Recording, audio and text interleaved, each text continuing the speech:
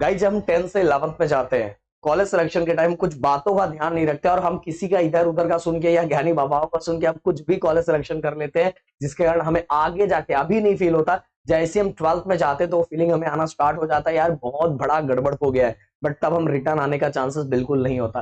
देखो इतने सालों का टीचिंग एक्सपीरियंस, मैंने बहुत सारे बच्चों को बहुत बार सजेशन दिया है, उसमें कुछ सुनते हैं कुछ नहीं सुनते हैं। हाँ, जब वापस रिटर्न आते हैं ना 2-3 सालों के बाद, तब वो मुझसे आके बोलते हैं कि सर आपने उस समय बोला था पर मैंने ये बात नहीं सुनी। तब देरी हो चुकी रहती है। तो मैंने इस बार मैंने प्लान किया कि बच्चों को पहले से ही बता के रखूंगा, बाकी मर्जी बच्चों की है, बच्चे क्या करते हैं। एक चीज और गाइस, मैंने ये सोचा था कि 10th एंड 12th दोनों का कॉलेज सिलेक्शन का वीडियो एक साथ बनाऊंगा। फिर फाइनली मैंने ये डिसाइड किया, नहीं 12th के बाद जो ग्रेजुएशन में जाने वाले बच्चों का उनका कॉलेज सिलेक्शन अलग तरीके का वे है, उनको अलग तरीके की चीजें बतानी है। और 10th के बाद 11th में जाने वाले बच्चों का कॉलेज सिलेक्शन का तरीका बिल्कुल अलग है, उनको अलग तरीका बताना है। तो इसीलिए इसके अंदर जो चीजें बताने वाले उसको एक एक पॉइंट, ये स्पेशली वीडियो 10th से 11th में जाने वाले बच्चों के लिए। तो एक एक चीजें बहुत ध्यान से सुनो और 12th वालों का वीडियो जल्दी आएगा। और गाइस इसके साथ ही मैं आपको बताना चाहूंगा, अगर आप कॉमर्स ले रहे हो तो प्रदीप गिरी कॉमर्स एकेडमी आप सभी के लिए। साइंस ले रहे हैं तो आप सभी को पता है कि आपके सर उसी फील्ड से है, और 11th और 12th जो साइंस हो गिरी ट्यूटोरियल पे ही आने वाला। और इसके साथ ही कॉमर्स एकेडमी में मेरे बहुत सारे कोर्सेज वाले वीडियो आप सभी को दिखेंगे कि कैसे आगे क्या क्या करना है। तो प्लीज जो कॉमर्स वाले बच्चे, आपके लिए स्पेशली हमने ये चैनल बना दिया है, तो प्रदीप गिरी कॉमर्स एकेडमी पे जाके अपना प्यार दिखाओ जिसको कॉमर्स आगे लेना है। और इसके साथ ही प्रदीप गिरी एकेडमी जो डिप्लोमा करना चाहता है, प्रदीप गिरी का एकेडमी पे इस बार हम लोग डिप्लोमा भी लाने का प्लान कर रहे हैं। इंजीनियरिंग का, बीएससी का मैथ ऑलरेडी पढ़ा हुआ है, बट इस बार हम लोग प्लान है कि फार्मेसी एंड डिप्लोमा भी लाने का। तो आपको कहीं कुछ करने का टेंशन ही नहीं। इसके साथ ही अपने आप पे प्रदीप सर का पर्सनल अकाउंट पे आप फॉलो करके अपना सपोर्ट दिखा सकते हैं, और फटाफट दिखाओ। एंड गिरी ट्यूटोरियल ऑफिशियल जो चैनल है आपका, जो उस पे भी जाके आप फॉलो कर सकते हो। अब बात करते हैं गाइस फटाफट, 10th के बाद अगर आप 11th में जा रहे हो तो कॉलेज सिलेक्शन करने के टाइम आपको किन बातों का ध्यान रखना चाहिए। सबसे पहली बात तो गाइस, आपको अपने घर में एक बार सभी चीजों को देखना चाहिए कि, अगर देखो बहुत सारे बच्चे कैसे होते हैं पता है, जैसे ही 10th से 11th में जाते हैं तो उनके दिमाग में कॉलेज का जो, मतलब जैसे मूवीज देखते रहते हैं, बहुत सारे सीरियल्स देखते हैं, बहुत सारे वेब सीरीज देखते हैं, तो उनको कॉलेज उसी तरह का दिखता है। बट मैं एक चीज लाइन जरूर बोलूंगा, लाइन कैसा लगा जरूर मुझे बताना। रील एंड रियल लाइफ में बहुत ज्यादा फर्क होता है, बहुत ज्यादा फर्क होता है। आपको लगता है कि ऐसी सब चीजें होती, ऐसा नहीं होता यार। सच्चाई बिल्कुल इसका अपोजिट होता है, बिल्कुल अलग होता है। जैसा आप सोच रहे हो वैसा नहीं होता। तो अगर सबसे पहले हमें ये देखना है कि अगर मैंने ये डिसाइड कर लिया है, कि 10th के बाद जो 11th है वो मुझे दूर, मेरे घर से बहुत दूर जो कॉलेज है उसमें जाके एडमिशन लेना है, और उसमें एडमिशन लेके मुझे मस्त पढ़ाई करना है। ओके ठीक है, आपने वो डिसीजन ले लिया। वो डिसीजन लेने के बाद सबसे पहला आपको ये काम करना है कि आपके घर का फाइनेंशियल प्रॉब्लम कैसा है, ठीक ठाक है, अच्छा है। आप वहां जाके एक रूम ले सकते हो, रूम लेके अपनी पढ़ाई कर सकते हो, वहां के खर्चे उठा सकते हो। और एक ही नहीं, मतलब क्योंकि देखो, अगर आप ये सोच रहे हो कि डेली ट्रैवलिंग करके आप करोगे, तो बिल्कुल गलत सोच रहे हो, बिल्कुल गलत सोच रहे हो। कि डेली ट्रैवलिंग करके करोगे यहाँ से, अगर मान लो मैं बोईसर पे रहता हूँ, बोईसर से अगर विरार और वसई भी जाना है, तो चलो विरार जाने के लिए 1 घंटा लगता है, यहाँ से विरार जाने के लिए 1 घंटा लगता है। स्टार्टिंग में बहुत मजा आएगा, स्टार्टिंग बहुत अच्छा लगेगा, अरे तेरा भाई तो लोकल ट्रेन से ऐसे ऐसे घूमते घूमते ऐसे ऐसे मजे से जा रहा है, स्टार्टिंग में बहुत अच्छा लगेगा। पर कुछ दिनों के बाद वो मजा सजा जैसा फील होने लगेगा कि यार मैंने क्या कर दिया, मैंने ये गड़बड़ कर दिया। क्योंकि ये जो टाइम मेरा जा रहा है ना, ये टाइम अगर मैंने, जैसे मैं 12th में जाऊंगा, 11th में तो आधे से ज्यादा बच्चे पढ़ाई पे ध्यान नहीं देते, और यही गड़बड़ हो जाता है। स्पेशली साइंस वाले बच्चे और कॉमर्स वाले बच्चे, अकाउंट से उनका हाथ हट जाता है, बिल्कुल हट जाता है, और यही गड़बड़ होना स्टार्ट हो जाता है। फिर 12th में जाके जो 90 वाले बच्चे हैं वो भी गिर जाते हैं। यही सब रीजन है। मैंने बोला था, गलत गलत सिलेक्शन और गलत ज्ञान जो दे रहे हैं उनके वजह से आप सुन के वही गलत चीजें कर रहे हो, और यही आपको बहुत बड़ा लॉस करेगा।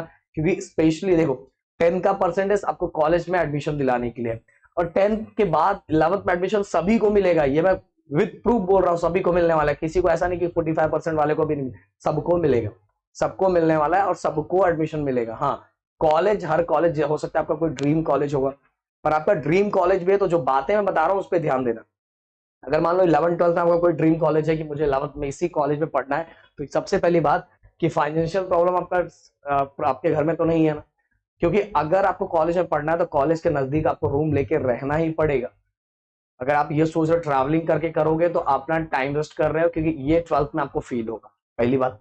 दूसरी बात गाइस, कि हमेशा कॉलेज सिलेक्शन अगर फाइनेंशियल प्रॉब्लम नहीं है तो कॉलेज सिलेक्शन हमेशा अगर मतलब फाइनेंशियल प्रॉब्लम है तो, सॉरी फाइनेंशियल प्रॉब्लम है तो हमेशा कॉलेज सिलेक्शन आपके घर से जितना नजदीक होगा, जितना ज्यादा नजदीक होगा उतना ही करो। ये मैं लिख के बोल रहा हूं। कुछ ही कॉलेज के अंदर पढ़ाई बहुत ज्यादा होती है, बहुत अच्छे से होती है। ज्यादातर कॉलेजेस के अंदर आप देखोगे जाके, आपको फील होगा, लास्ट में आप मुझे आके बोलोगे प्रदीप सर फटाफट पढ़ा दो सर, कुछ हो नहीं पा रहा है, कुछ समझ में नहीं आ रहा है, लास्ट में यही बोलोगे। लास्ट में आके देखो कॉलेजेस में सभी टीचर्स को पैसा मिल ही रहा है, सब चीजें उनको क्या टेंशन है, क्या ही टेंशन है उनके आपके रिजल्ट से, किससे। तो कुछ कॉलेजेस ऐसे हैं जहां जिसमें पढ़ाई बहुत अच्छी होती है, बट ज्यादा जो प्रोपोर्शन है वो इस तरह के कॉलेजेस का। तो लास्ट में आप आके मुझे ये बोलोगे, तो अगर आप नाम देख के जाओ और ये कॉलेज ऐसा, तो हर जगह का वही हाल है। सबसे पहले ये ध्यान, at the last last last last पढ़ना आपको ही है। आप पढ़ोगे अच्छे से तो ही अच्छा स्कोर आएगा, नहीं तो कुछ नहीं होने वाला। तो अगर आपका फाइनेंशियल प्रॉब्लम है तो आप दूर, मेरा यही डिसीजन है कि दूर मत जाओ, बहुत ज्यादा दूर मत जाओ। आपके बाजू में ही जो कॉलेज है, आपके जस्ट बाजू में जो कॉलेज है, उसी कॉलेज के अंदर क्या कर लो, आप एडमिशन ले लो, कि ज्यादा ट्रैवलिंग का ज्यादा टाइम नहीं, जो टाइम बचे उसकी आप अच्छे से पढ़ाई करो।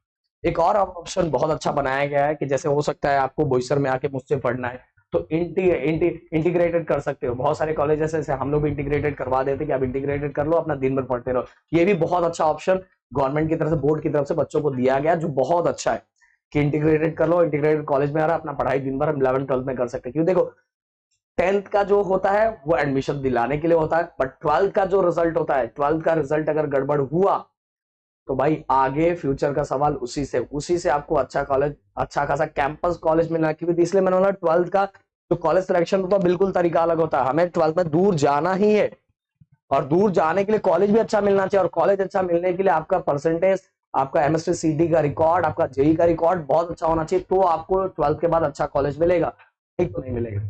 तो अगर आप इस तरह से अपना टाइम, जितना टाइम बचा सकते हैं, जितना ज्यादा टाइम बचा सकते हैं ना, उतना ज्यादा अच्छा है। उतना आपको एक्स्ट्रा पढ़ने का टाइम मिलेगा 11th के अंदर, और उतनी ज्यादा चीजें आप 11th में अगर आपने अच्छे से फोकस कर लिया। देखो अगर आप, ये पक्का बोल रहा हूं, अगर 11th में आपने साइंस हो या कॉमर्स है, कॉमर्स वाले से अगर अकाउंट पे ध्यान नहीं दिया, और साइंस वाले बच्चे सभी सब्जेक्ट और ज्यादा तो मैथ, अगर आपने ध्यान नहीं दिया ना, कितना भी अच्छा परसेंट आपका 10th में होगा, आपको बहुत रोना आएगा। पक्का बोल रहा हूँ, ये बात मेरी लिख के ले लो। ज्यादातर बच्चे 11th में फोकस नहीं करते, क्योंकि उनको 11th में जाते ही ना वो कॉलेज का पर आना स्टार्ट हो जाता है। प्लीज प्लीज प्लीज रिक्वेस्ट है, ये मेरी बात ध्यान से सुनना, और जो बोल रहा हूं उसको फॉलो करना। एक और गलती बच्चे क्या करते हैं पता है, जब कॉलेज सिलेक्शन करते हैं तो कॉलेज सिलेक्शन के टाइम वो क्या करते हैं, मैंने हमेशा बच्चों को सजेशन दिया है कि मॉर्निंग कॉलेज ही सिलेक्ट करो।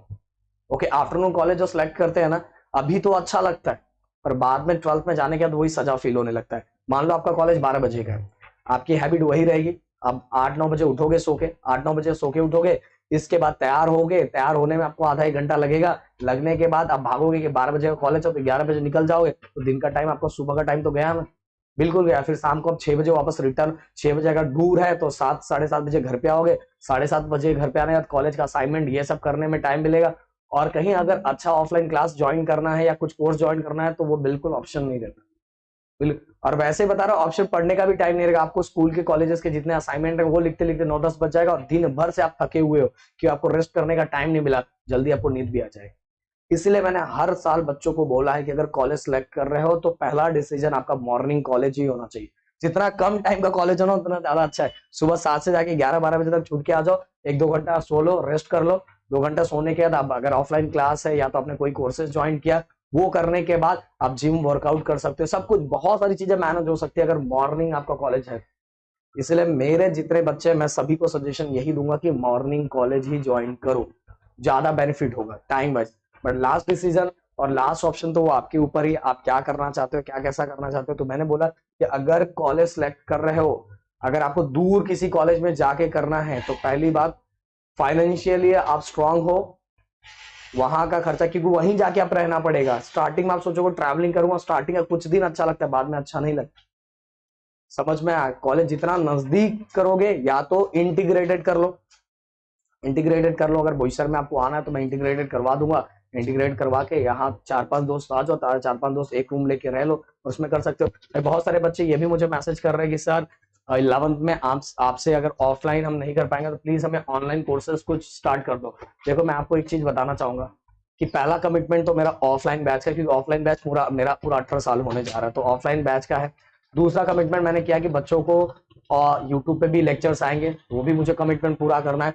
उसके बाद मेरे पास टाइम बहुत कम बच रहा है, फिर भी मैं देखूंगा कि अगर टाइम बचा, क्योंकि जो कमिटमेंट मैंने पहले की वो कमिटमेंट मुझे पूरा करना है। मैंने अभी तक ऑनलाइन कोर्सेज का कमिटमेंट नहीं किया है, पर मैंने ये भी नहीं बोला है कि मैं नहीं करूंगा, ओके।